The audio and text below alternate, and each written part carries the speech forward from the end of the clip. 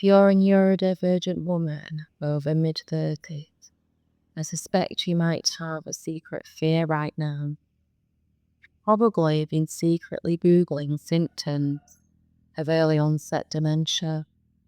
You feel like the skills you used to have, to organise, to mask, to just function, have vanished overnight. I want you to listen to me very carefully. You haven't lost your mind, haven't suddenly become lazy, and you are not broken. You are going through something sometimes called a second puberty. It is a collision between your neurodivergence and your hormones, and it changes everything about how your brain works. Here is exactly why everything changes and the wheels have fallen off, and more importantly, how to put them back on. I'm Hannah Anstey. I'm a writer and coach for neurodivergent women. Like many of you, I hit my 40s and felt like I had hit a wall.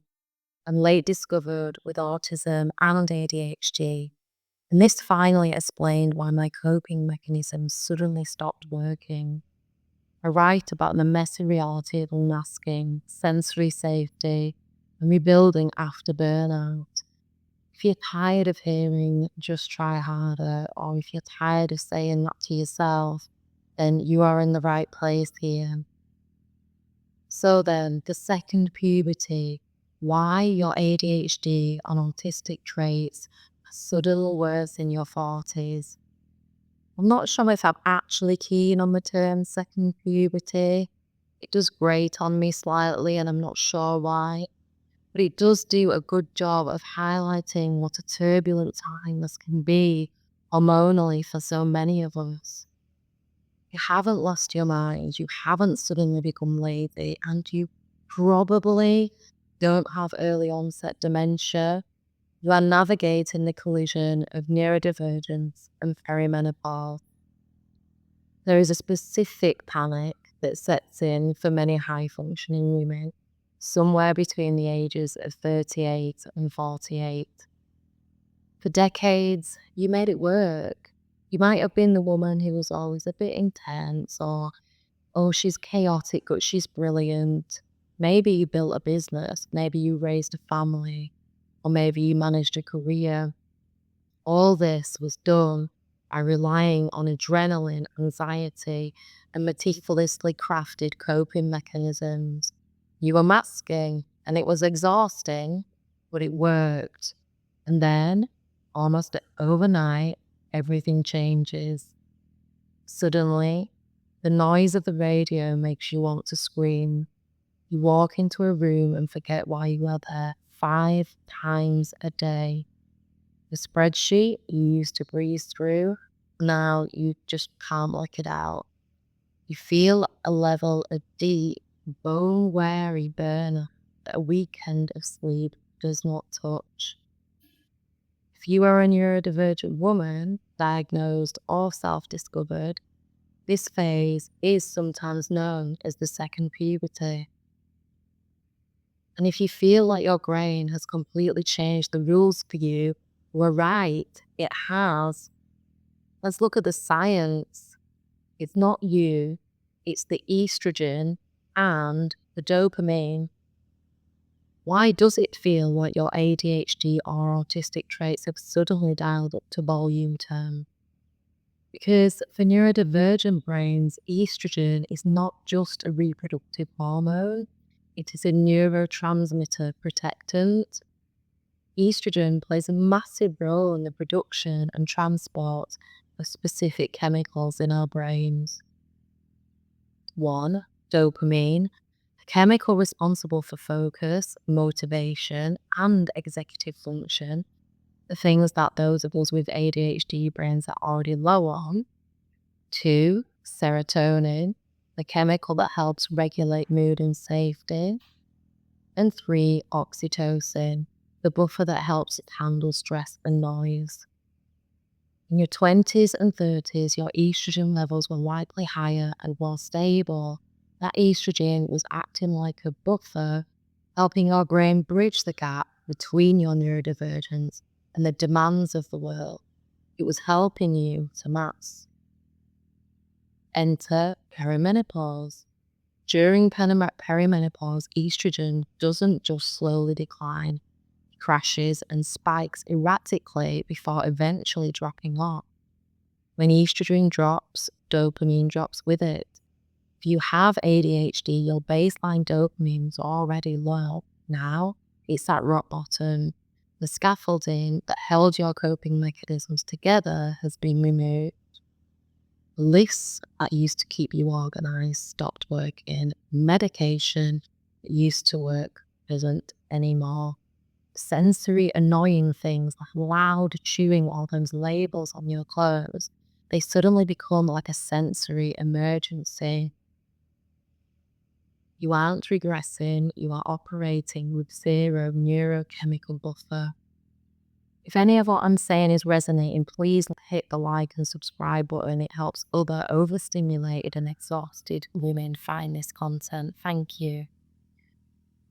So the 3 signs then that you are in the neurohormonal crash. Most women come to me thinking that they are damaged somehow. They tell me that they are failing at business, failing at motherhood, or just failing at life in general. Usually, they are just experiencing one of these 3 shifts. Number 1, the mask has dropped and it won't go back on. So then masking, pretending to be neurotypical to fit in, requires immense amounts of energy. It requires high executive function to constantly monitor. Am I making eye contact? Am I talking too much? Do I look interested? All of those things that we do. When perimenopause hits and energy plummets, your brain performs a focused energy audit. It realizes it no longer has the calories to spare for the maths. The result? You physically cannot fake it anymore. You might find yourself snapping at work, refusing social events that you used to tolerate, or feeling a wild urge just to walk away from your whole life. This is your body prioritizing survival over politeness. Number 2, your sensory ceiling lowers. Imagine everyone has a glass of water that represents how much sensory input they can handle before overflowing. Let's say that neurotypical people have a pint glass. And let's say that we, neurodivergents, might have a shot glass. Well, in your 40s, that shot glass becomes a thimble. Lights seem brighter. The texture of your clothes can feel unbearable.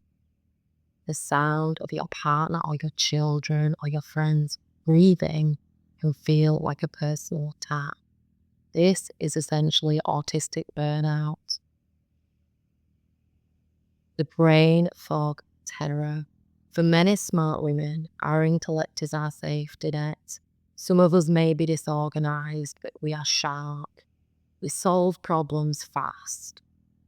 When the estrogen dopamine then breaks, that sharpness dulls. We can struggle to find words. We can lose our train of thought mid-sentence. Note, this is the point where many women secretly Google signs of early dementia. It is rarely dementia. It is usually a temporary but terrifying loss of executive function due to the hormonal trigger. So what do we do? Well, we need to redesign. If you're nodding along to this, you might be feeling fear, but I want you to feel validation. You cannot mindset your way out of biology. You cannot hustle your way through a dopamine crash.